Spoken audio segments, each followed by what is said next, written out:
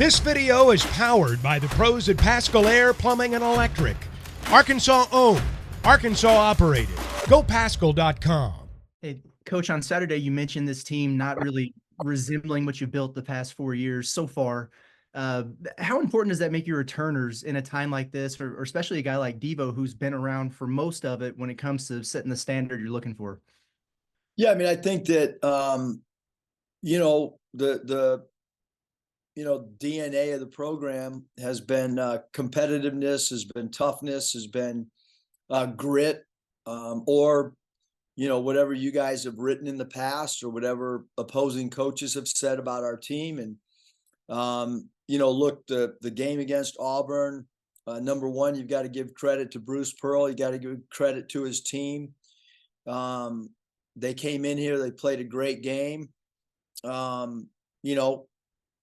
and we got to get better from it. That's what you do. You take accountability from staff to players to, and then certainly guys that have been here, Devo, Kai, Cade, anybody that's been here and been part of the program. You continue to talk about it. I mean, we went back to the COVID year today, and we took the 5-minute mark, the 10-minute mark, the 15-minute mark, halftime, and then went the same way in the second half. And we showed the score. Auburn was really playing well, and they were up 20 and in the first half, and we fought, we scrapped, and we won the game by 2. And so, it was a tale of 2 different games. And we just talked about when we get down, you never know what can happen in a game. And we had a great practice this morning, super physical. I moved players to the scout team today. So we had 5 of our players on the scout team. That's not been the case in the 4 years that I've been here. We've always used managers or graduate assistants. But today they had to guard 5 scholarship players, and that's a different look. We'll see what happens. I mean, we had another really good practice. I try to, shoot straight with you guys on everything and try to not have any gray area, and to, let you know exactly how I feel, whether it's agreed upon or not. But this team continues to practice really well. Today was a great practice, and the game on Saturday was a really poor performance. I mean, and but we had a good practice today, and I, if it was bad, I would be the first to tell you guys that it was bad. Matter of fact, sometimes I wish I could get on here and tell you we did have some bad practices, because really practice doesn't matter. I mean, what matters is the game. That's what coaching staffs are paid for. That's what players want to do, is they want to play in a game, and we've got to carry over from the practice floor to a game. It's a long answer, Curtis. That's all right. I love it. Thank you. I might have missed one, but I think you, Oklahoma, and VCU might be the only teams at this point who haven't played a true road game yet. I guess given some of the things you're working through, do you feel like maybe this team needs to experience that hostile environment where, everyone's kind of against them to get them to rally together? Well, if we played Bud Walton, we might have the same. I mean, right now, the way we played, I mean, I don't know how many people have, we got to put together. I don't think any struggling team coming off a game like that wants to go on a 2-game road trip in SEC play, but that's what the schedule says. That's what we're going to go do. Mike White's done a great job. I think they're 10-0 at home. I think they're 20-5 since he got to Georgia at home. It's a confident team. It's a team coming off a huge win, because anytime you win on the road is a huge win. But that's what the schedule says. That's what you go do. I don't think this team needs to go to Athens and have a meal the night before the game, and all of a sudden that's going to miraculously make us better because we have a good meal and people put their phones down and converse. I'm not a believer that that's going to make us all of a sudden play better basketball because we ate together and we're in a hotel and we're bonding. I think, I'm not going to subscribe to that pattern. Hutch? You kind of touched on it there, Coach, but Georgia, I think, has won 9 straight games. They were picked near the bottom of the league, but they seem to be outperforming that so far. Just what have they been doing well that have made them so good so far? I think, first of all, the preseason stuff, it should go away. It's meaningless because with the transfer, it's meaningless in everything. It's meaningless in football.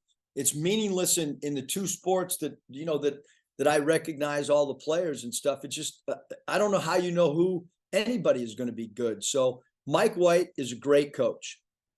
He's been doing it a long time. His teams do a great job executing on both sides of the ball.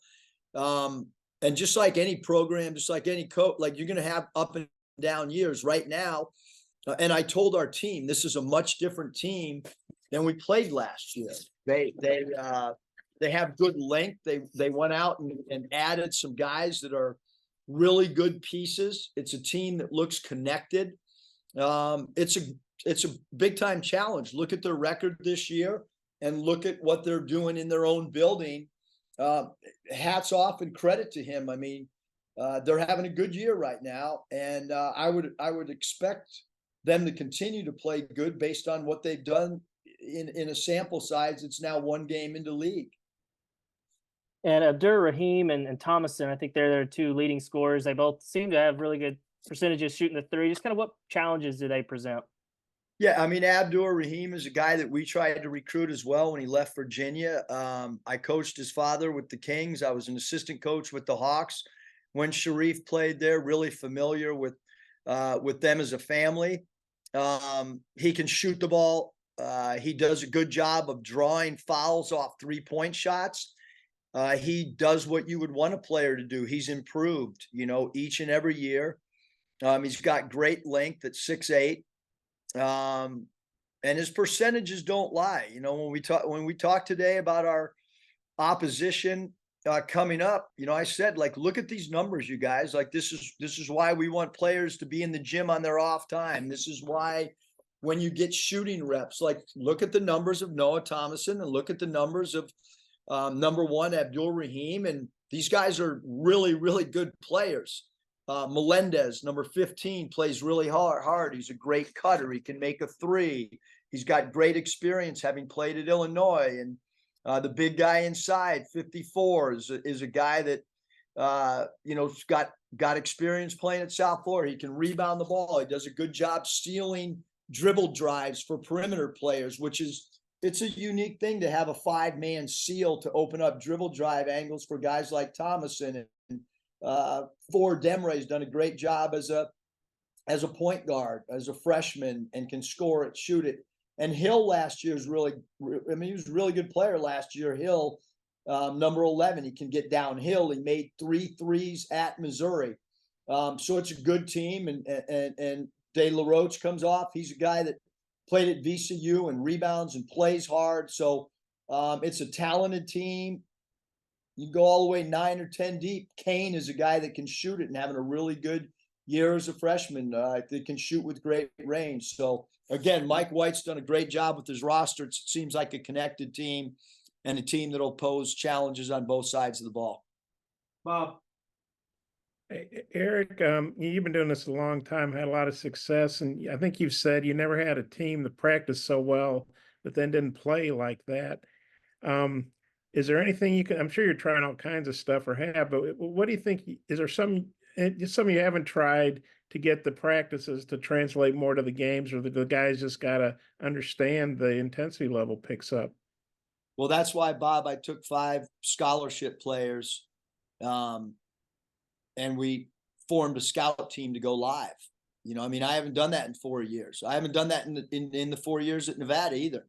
So that's different. The day before our game against Auburn, we completely changed the timing of how we did our day before game. We changed every part of the routine.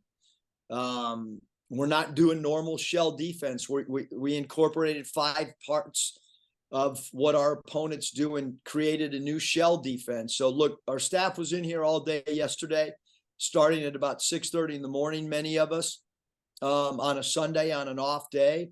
And like, we're going to keep going. I mean, some of the text messages have been really cool from former assistant coaches on times we've struggled. And David Patrick sent a long text, and Gus Arginal's been sending text messages. And we're not going to just do the same thing over and over. And we're not going to stop tinkering and trying to get better. And it sounds like the guys, based on what you're saying about practice, the guys had a good attitude. Which you get be like that, you can probably go one of two ways. You can either tank or you can get motivated and get pissed off and try to get better. It sounds like they're responding the right way. Yeah, there's been no question, Bob. Again, if it wasn't the right way today, I would tell you that, that the response was not good. But I think they understand. I hope they understand, the importance of this 2-game road trip. We know it's going to be hard to win on the road. We know that we're going to have to play our A game on both sides of the ball. This league is too good to not.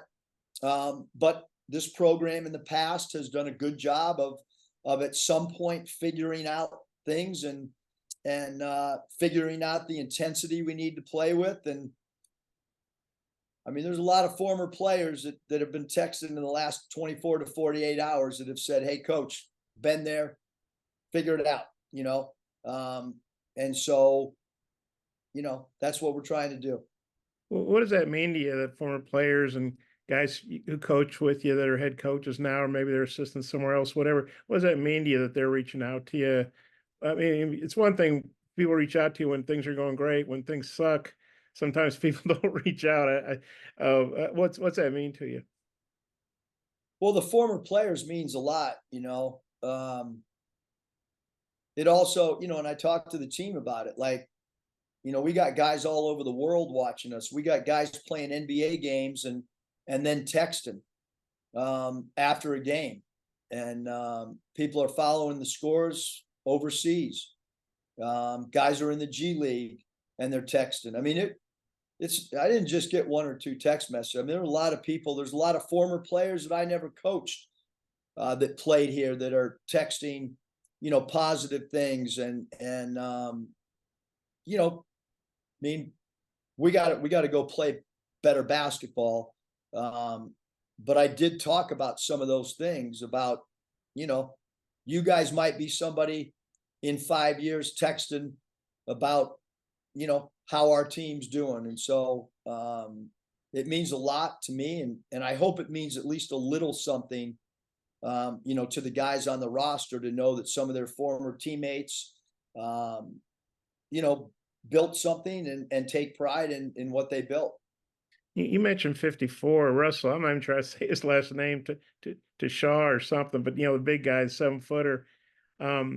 He doesn't have eye-popping stats, but he had a big game at Missouri, and you guys obviously had struggled in the paint against Auburn. Kind of, how do you see that matchup? How do you feel like your big guys will bounce back and maybe trying to handle the Georgia's big guy? I think personal pride on who you're guarding individually, and then personal pride from a team aspect. Paint points, as I mentioned, Bob, after the last game. I know I said a lot of stuff, but after the last game, I did talk about, you got to play post defense better individually. There's got to be better post digs by the perimeter players. On dribble drives, sometimes a big man can step up. Somebody's got to be on the weak side smash to take away the dunker spot. Georgia's got 3 guys up front, to be honest with you, that, it's not just one guy. Moncrief gets off the floor. I brought up 23, from VCU, who plays really, really hard and is a lefty. And then you brought up 54, so it's a lot of things. But our perimeter's got to guard too, because Abdul Rahim, who basically plays a 3-4, can really score. And then their backcourt play is really good as well. And then you said something after the game the other day that you guys don't really have an identity on either side of the ball, or at least not that the players were playing to. What would you like the identity to be on both sides of the ball? And do you feel like you guys can establish that? I think, Bob, if you look at the 4 years of what our identity has been is, as I mentioned earlier, a tough team, a team that never stops playing, a team that plays for 40 minutes. You know, everybody in college basketball has one stinker. You know what I mean? I mean, it happens. Everybody has one. And some of our teams that have made Elite Eights and Sweet 16s have had multiple stinkers and have figured it out. Hopefully that game is not a pattern. Hopefully we played a ranked team, that we played pretty decent the first half. I probably subbed too early. You know, when I go back and look at it, that thing was at 12. That's still striking distance. I let that thing play out for 30 minutes and we hadn't, you know, dented into that, you know, double-digit lead. And so I wanted to see if somebody else could come in and energize us. And as we went to the bench, you know, Auburn's lead continued to grow. So moving forward, maybe a shorter rotation would be something that possibly could happen. But if guys aren't playing good, then you certainly got to go to your bench. BetOnline is your #1 source for all your betting needs. Get the latest odds, lines, and matchup reports for baseball, boxing, golf, and more. BetOnline continues to be the fastest and easiest way to place your wagers, including live betting and your favorite casino and card games available to play right from your phone. Head to the website or use your mobile device to sign up today and get in on the action. Remember to use our promo code BELIEVE, that's BLEAV, for your 50% welcome bonus on your first deposit. Bet online, where the game starts.